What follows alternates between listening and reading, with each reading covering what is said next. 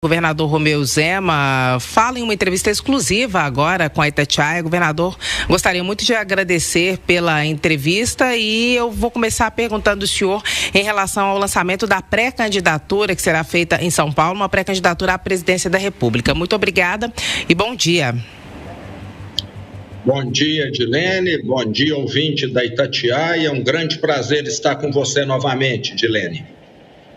O prazer é todo nosso, governador. Seja bem-vindo sempre. Em relação à candidatura do senhor, que será lançada, a pré-candidatura no próximo sábado em São Paulo, à presidência da República, eu gostaria de saber se o senhor tem algum diferencial, alguma bandeira, alguma aliança para apresentar nessa pré-candidatura, já que o senhor é um dos primeiros a se lançar para concorrer em 2026. Qual vai ser o diferencial do senhor? O que o senhor vai trazer de novo nesse lançamento?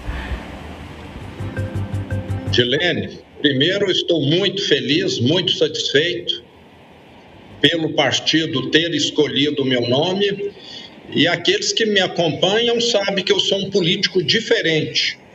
Eu venho do setor privado, sou empreendedor, passei mais de 30 anos da minha vida rodando o interior de Minas Gerais, colocando lojas em 470 cidades do estado, gerando mais de 5.000 empregos diretos.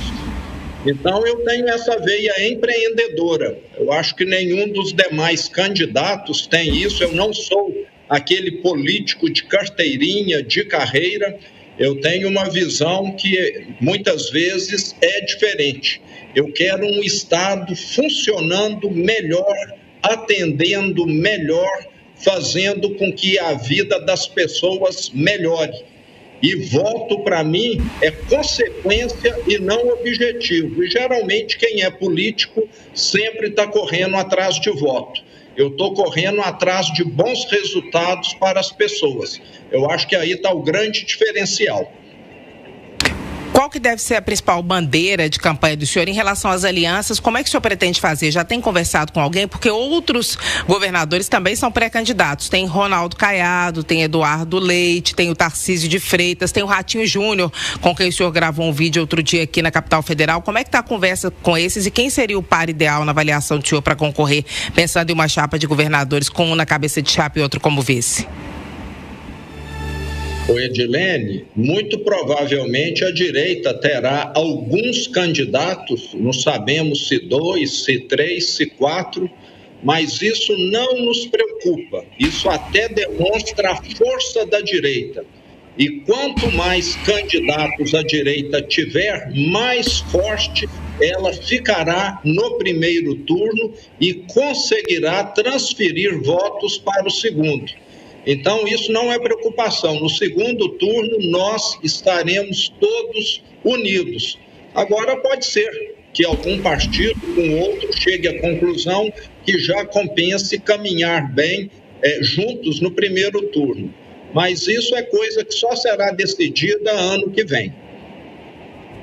A governadora Itatiaia encomendou uma pesquisa exclusiva que foi divulgada ontem em relação à corrida eleitoral em 2026 e essa pesquisa mostrou no cenário nacional que o presidente Lula lidera em todos os cenários possíveis e o senhor aparece na terceira colocação. E em Minas Gerais, o Cleitinho sai na frente e o Matheus Simões na quarta colocação. Como é que o senhor avalia os dados dessa pesquisa? O senhor ficou surpreso? Eu respeito toda a pesquisa, Edilene, mas a pesquisa que conta é a pesquisa do dia da eleição. E em 2018, eu comecei em último lugar, eu era um total desconhecido, e à medida que as pessoas veem as propostas, veem o histórico do candidato, as realizações do candidato, tudo pode mudar. Mas aprecio muito, as pesquisas sinalizam a posição naquela data. E nós temos aí, pelo que eu estou acompanhando, nós estamos em julho, 1 ano e 3 meses, 2 meses pela frente. Aliás, estamos em agosto.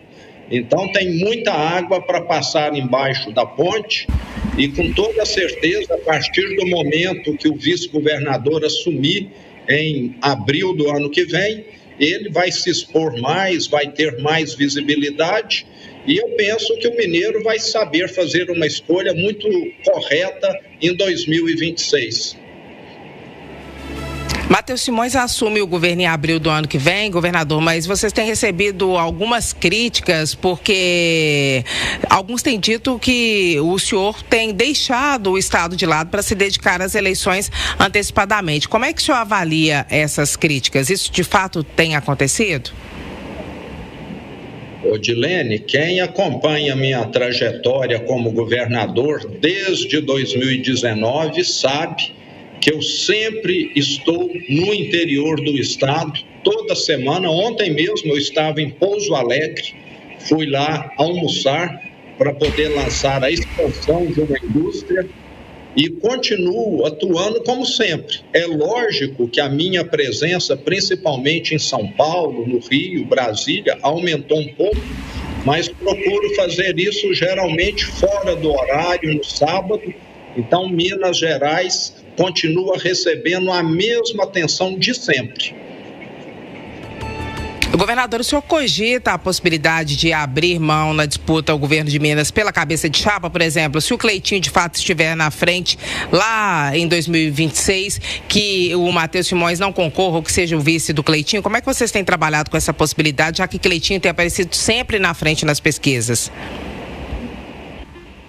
Lene, essa é uma questão partidária que vai ser tratada lá na frente, vai depender do cenário, mas eu tenho no Matheus Simões, meu braço direito, uma peça fundamental aqui na gestão pública. E ele é uma pessoa brilhante que tem todas as condições de fazer um excelente trabalho como governador.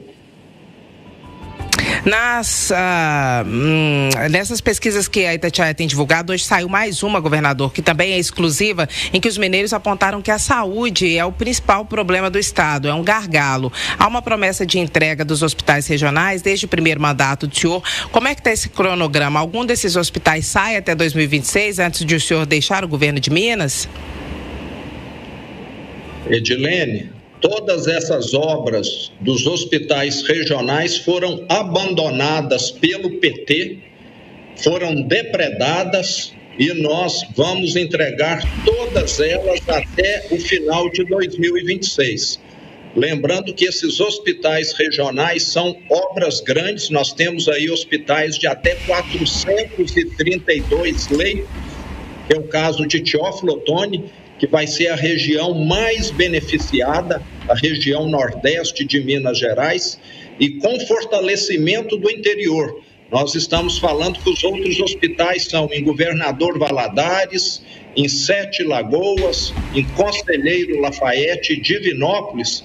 O interior do estado vai fortalecer e isso é muito bom para a capital também, que vai ficar menos sobrecarregada. E hoje o mineiro, Edilene, ele anda cada vez menos para poder fazer um raio-x, qualquer tipo de exame, hemodiálise, já que nós temos descentralizado a saúde. Só tomógrafos foram mais de 100 máquinas adquiridas e instaladas em todo o estado. Então, hoje o mineiro está numa situação muito melhor do que há 6 anos atrás. Mas essa melhoria continua. Nós queremos avançar ainda mais. Vamos cobrir 100% do estado com o SAMU, o serviço de urgência de... Então, o governador agora já pode nos ouvir novamente. Eu vou fazer uma pergunta para ele. Governador, em relação ao tarifaço, hoje a expectativa é que o governo federal divulgue a sua proposta de contingenciamento. Como é que o senhor avalia o andamento dessa história inteira e essa imposição do governo americano, que até agora não desistiu, e o secretário do Tesouro não vai se reunir com o Fernando Haddad como era previsto, porque o governo dos Estados Unidos cancelou essa reunião. Como é que o senhor vê essa história toda? Edilene, o tarifaço, primeiro, na minha opinião, era para nunca ter acontecido. Você não fica comprando briga, desentendimento com seu segundo maior cliente, que no caso do Brasil é os Estados Unidos. O presidente Lula, durante meses, fez ataque aos Estados Unidos, questionou o dólar, se aliou a países ditatoriais anti-americanos e nós agora estamos colhendo o resultado disso. Um erro não justifica o outro. Se o presidente Trump queria retaliar o Lula, que fizesse isso com ele, não com o Brasil. Mas, infelizmente, o que adotaram foi um tarifaço que está prejudicando empresas mineiras e brasileiras. Já tivemos uma série de exclusões, mas mesmo assim o impacto negativo continua. Aqui em Minas, nós já liberamos linhas de crédito de 200 milhões via BDMG, subsidiada, juro de 0,9% ao mês para as empresas, setores atingidos. Vamos antecipar a liberação de crédito de ICMS no valor de 100 milhões para esses mesmos setores e até o momento o governo federal, que foi quem causou toda essa bagunça, não moveu uma palha no sentido de ressarcir as empresas, compensá-las e muito menos de reconhecer o erro. Pegar um avião e ir lá para os Estados Unidos e falar, eu vim aqui para negociar. É cliente bom, a gente dá atenção, a gente não fica aumentando o tom da crítica como o Lula tem feito. Qual que o senhor acha que é o papel da família Bolsonaro na aplicação desse tarifaço, já que eles foram citados pelo presidente Donald Trump na carta que foi enviada ao presidente Lula? Edilene, os Estados Unidos acabou adotando a mesma medida com relação à Índia. Lembrando que a Índia é um outro país dos BRICS e lá na Índia não tem Bolsonaro.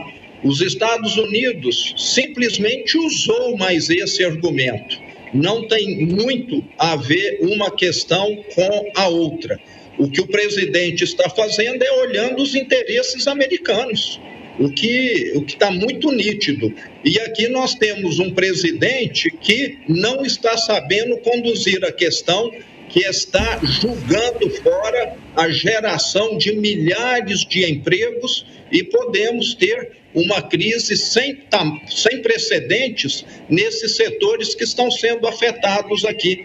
O que os Estados Unidos está fazendo é o seguinte, chega desse grupinho aqui de ditadores que estão nos BRICS, questionando o dólar, que nunca foi uma moeda imposta pelos Estados Unidos, ela foi adotada pela credibilidade do país e é um grupinho ideológico composto, na maioria das vezes, por ditadores, que só tem feito ideologia, só questionamentos contra Estados Unidos, contra a Europa, e o Brasil embarcou nessa, infelizmente.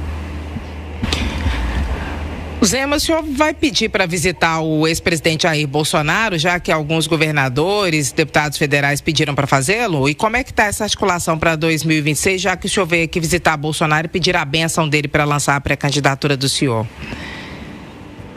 Edilene, o presidente Bolsonaro está em outro partido.